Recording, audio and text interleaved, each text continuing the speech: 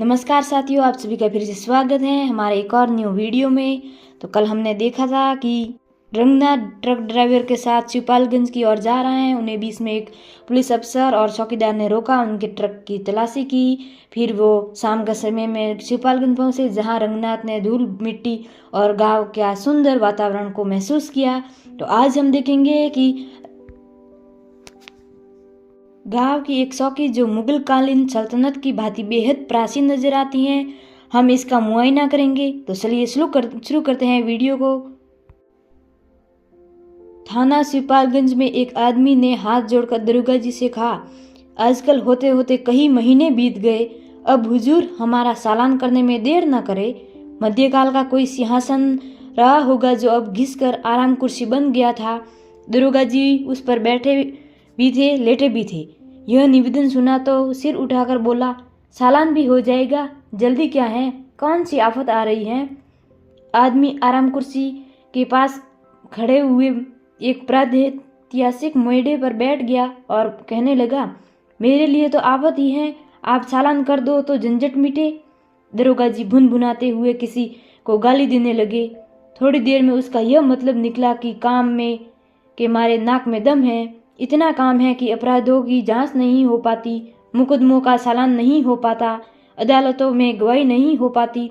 इतना काम है कि सारा काम ठप पड़ा है। आराम कुर्सी के पास खिसक आया। उसने कहा, हुजूर दुश्मनों के कहने शुरू कर दिए हैं कि शिवपालगंज में दिन दहाड़े जुआ होता है। कप्तान के पास एक गुमनाम शिकायत गई है। वैसे भी समझौता साल में एक बार चालान करने का है। इस साल का चालान होने में देर हो रही है। इस वक्त हो जाए तो लोगों की शिकायत भी खत्म हो जाएगी। आराम कुर्सी ही नहीं, सब कुछ मध्यकालीन था। तख्त, उस पर पड़ा हुआ दरी का छितड़ा, कलमदान, सूखी हुई स्याही की दबातें, मुड़े हुए कोने वाले मटमैले रजिस्टर, सभी कुछ कई शताब्दियों पुराने दिख रहे थे। यहाँ बैठकर अगर कोई चारों ओर निगाह दौड़ाता तो उसे मालूम होता वह इतिहास के किसी कोने में खड़ा है। अभी इस थाने के लिए फाउंटेन पेन नहीं बना था। उस दिशा में कुल इतनी तरक्की हुई थी कि कलम सरकंडे का नहीं था। यहाँ के लिए अभी टेलीफोन की इजाद नहीं हुई थी। हथियारों में कुछ प्राचीन राइफलें थी जो लगता था कि गद्दर के दिनों में इस्तेमाल की हुई होगी।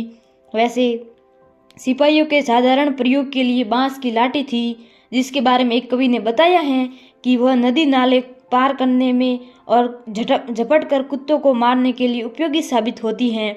यहाँ के लिए अभी जीप का अस्तित्व नहीं था। उसका काम करने के लिए 2-3 चौकीदारों के प्यार की छाव में पनपने वाले घोड़ा नाम की एक सवारी थी, जो शेरशाह के ज़माने में भी हुआ करती थी।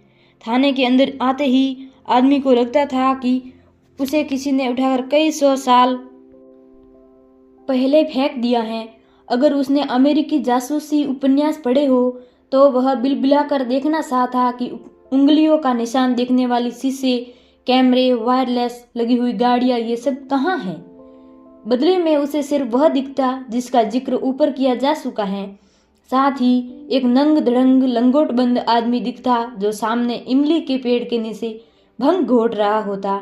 बाद में पता चलता कि वह अकेला आदमी 20 गांवों की सुरक्षा के लिए तैनात है, और जिस हालत में जहाँ है वहाँ से उसी हालत में वह 20 गांव में अपराध रोक सकता है। अपराध हो गया हो तो उसका पता लगा सकता है, और अपराध न हुआ हो तो उसे करार सकता है। कैमरा, शीशा, कुत्ते, वायरलेस उसके लिए वर्जित हैं। इस तरह थाने का वातावरण बड़ा ही रमणीक और बीते दिनों के गौरव के अनुकूल था। जिस रोमांटिक कवियों को बीते दिनों की याद सताती है, उन्हें कुछ दिन रोके रखने के लिए यह थाना आदर्श स्थान था। जनता को दरोगा जी और थाने के 10-12 सिपाहियों से बड़ी बड़ी आशाएं थी। 250 गांव के उस थाने में अगर 8 मील दूर किसी गांव में नकब लगे तो विश्वास किया जाता था कि इनमें से कोई न कोई उसे देख जरूर लेगा। 12 मील की दूरी पर अगर रात के वक्त डाका पड़े तो इनसे उम्मीद थी कि ये वहां डाकुओं से पहले ही पहुंच जाएंगे।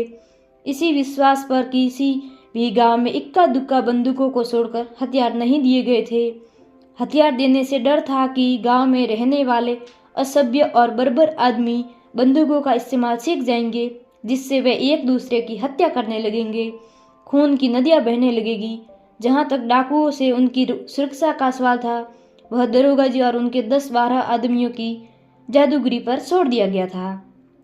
उनकी जादूगरी का सबसे बड़ा प्रदर्शन खून के मामलों में होने की आशा की जाती थी, क्योंकि समझा जाता था कि इन 300 गांवों में रहने वालों के मन में किसके लिए घृणा है, किससे दुश्मनी है, किसका कच्चा सबा जाने का उत्साह है, इसका वे पूरा पूरा ब्यौरा रखेंगे और पहले से ही कुछ ऐसी तरकीब रखेंगे कि कोई किसी को मार न सके, और अगर कोई किसी को मार दे तो वे हवा की तरह मौके पर जाकर मारने वाले को पकड़ लेंगे, मरे हुए को कब्जे में कर लेंगे, उसके खून से तर मिट्टी को हांडी में भर लेंगे और उसके मरने का दृश्य देखने वालों को दिव्य दृष्टि देंगे, ताकि वे किसी भी अदालत में जो कुछ हुआ है उसका महाभारत के संजय की तरह आंखों देखा हाल बता सके। संक्षेप में, दरोगा जी और उनके सिपाहियों को वहां पर मनुष्य नहीं बल्कि अलादीन के चिराग से निकलने वाला दैत्य समझकर रखा गया था। उन्हें इस तरह रखकर 1947 में अंग्रेज अपने देश से चले गए थे, और उसके बाद ही धीरे धीरे लोगों पर यह राज खुलने लगा था कि ये लोग दैत्य नहीं हैं बल्कि मनुष्य हैं, और ऐसे मनुष्य हैं जो खुद दैत्य निकलने वाली की उम्मीद में दिन रात अपना अपना चिराग घिसते हैं। आज का हमारा सफर बस यहीं तक का था। मुझे उम्मीद है कि आप सबके साथ मेरा ये कहानियों का सिलसिला बेहद खूबसूरत एवं आनंद की अनुभूति देने वाला रहेगा। तो कहानी को अगले भाग को सुनने के लिए जुड़े रहिए ऑडियो बुक जर्नी के साथ, और हमारे चैनल पर को सब्सक्राइब कर लीजिए ताकि आपको हमारे नए नए कहानियों की नोटिफिकेशन मिलती रहे। शुक्रिया।